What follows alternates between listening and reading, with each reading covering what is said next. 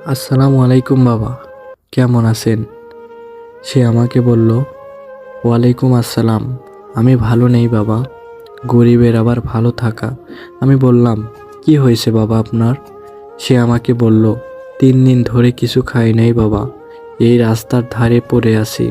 তখন আমি তাকে ব্যাগ থেকে কিছু খাবার বের করে দিলাম। সে অনেক খুশি হলো। তারপর বললাম, বাবা, আপনার কোনো ছেলে মেয়ে নাই? সে আমাকে বলল, আমার 3টা ছেলে আছে, কিন্তু তারা আমাকে কোনো ভাত দেয় না, বাড়িতেও থাকতে দেয় না, বাড়ি থেকে বের করে দিয়েছে।